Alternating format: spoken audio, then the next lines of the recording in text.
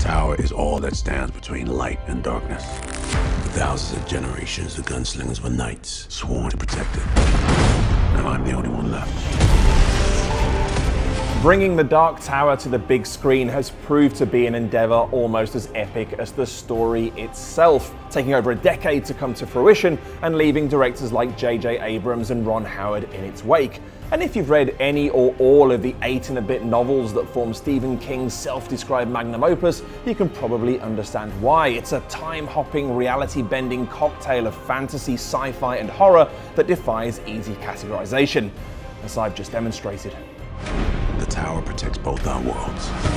If it falls, hell will be unleashed. But the Dark Tower that you'll be watching at your local View from the 18th of August has come up with a unique solution to this challenge by choosing not to adapt the books at all. Well, sort of. When Stephen King tweeted this cryptic image, it was a signal to fans to expect the unexpected. Going into any more detail about the text and the horn, better known as the Horn of Eld, would be giving far too much away. But the important thing is that this was the author's way of implying that this film should be considered a sequel. Following King's tweet, director Nikolaj Arcel stated that the hardcore fans of the Dark Tower series will know that this is actually a sequel to the books in a way. It has a lot of the same elements, a lot of the same characters, but it is a different journey. So much in the same way that the TV adaptation of The Walking Dead shares many of the characters and locations of the comic, but treats them quite differently to keep even hardcore fans guessing, so too will this interpretation of the Dark Tower. Face me, Walter! This also explains why the film doesn't just take its cues from the first book, 1982's The Gunslinger, but also the third book, 1991's The Wasteland, and also the most recent book, The Wind Through the Keyhole, which takes place between the fourth and fifth installments.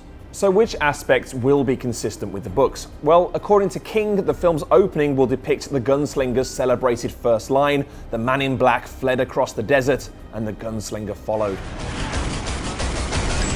The gunslinger in question is Roland Deschain, the last of his kind and a man bent on reaching the Dark Tower, a legendary structure that holds all universes together.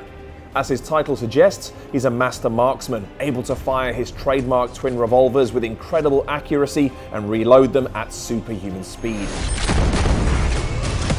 But as the gunslinger credo goes, he does not kill with his gun, he kills with his heart. The guy he's pursuing is the Man in Black, aka Walter O'Dim, aka Martin Broadcloak, aka Randall Flagg, aka a whole bunch of other aliases. The tower will fall. He's a near-immortal sorcerer who loves to move between realities, adopting different guises and creating chaos wherever he goes. He's appeared in several of King's other stories, most notably The Stand and Hearts in Atlantis, which is a sign that many of King's novels take place in one interconnected literary universe with a Dark Tower at its heart. The clues are there, even in the trailer, including a glimpse of the Overlook Hotel from The Shining and a long-abandoned fairground ride that name-checks Pennywise from It.